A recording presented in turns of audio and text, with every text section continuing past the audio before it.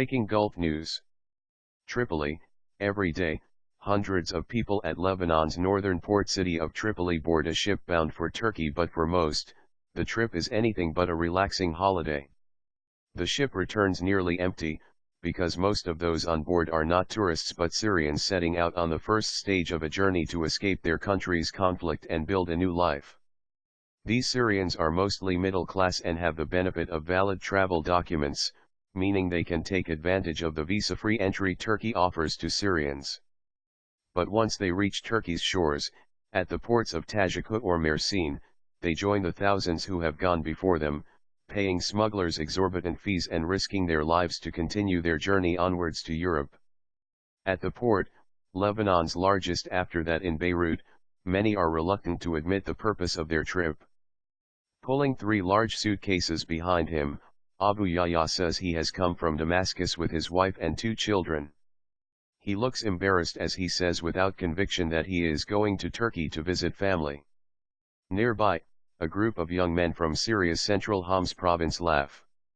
The situation in Syria is so good that we can go and do tourism and then go home again, says Tarek, one of the group, in a sarcastic tone. Speaking more seriously, he tells AFP, "We're all here to flee to Europe. I will flee to Greece, even if I risk death. We'll take our chances," his friend adds. "We have nothing to lose since death stalks us in our country." The service to Turkey was launched in 2010, a year before Syria's war began, and used to run twice weekly during the summer. Now it goes 4 times a day, says Port Director Ahmed Tamer. In August alone, we had 28,000 passengers, compared to 54,000 for all of 2014, he adds. The traffic stepped up with the closure last year of the last regime-held border crossing between Syria and Turkey at Kasab. Without the crossing in northern Latakia province, residents of the coastal regime stronghold began turning to Lebanon to make their way to Turkey. Cars bearing the license plates of Latakia and neighboring Tartus province line up at the port's entrance in Tripoli. Lebanon's general security confirms that on the ship 90% of the passengers are Syrian nowadays. Most don't come back to Lebanon, Tamer says. On one trip, some 1,000 passengers departed, but only about 50 Lebanese passengers came back. One Lebanese passenger said of 40 cabins available on the boat, all were occupied by Lebanese. The Syrians sleep on the deck or on plastic chairs, he says, declining to give his name. There are 2 routes, one to Tajikut that takes 13 hours and costs $170 / €150 / and another to Mersin that takes 7 hours and costs $270 a person / €236 . On board, all they talked about was their future and their lives in Germany, the Lebanese passenger says.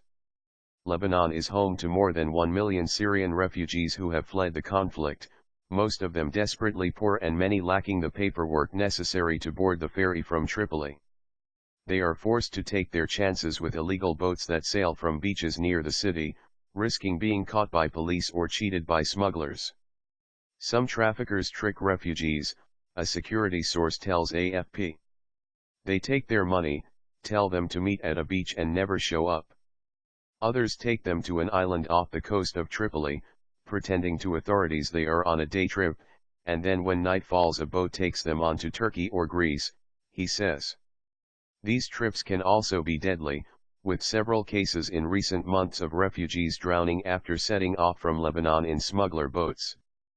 But the dangers have done little to deter people like Mohammed, who left the Palestinian refugee camp of Yarmouk in Damascus.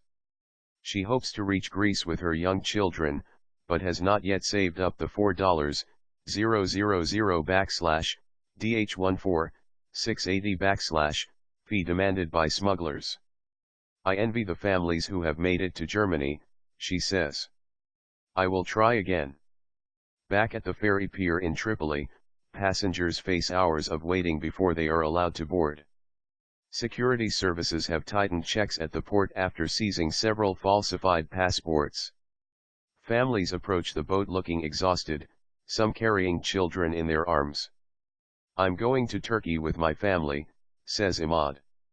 "Then where will we go?" "God only knows." Some of the children appear disoriented and confused about the trip. "We're going to Turkey," says one little girl. "I'm not sure to do what."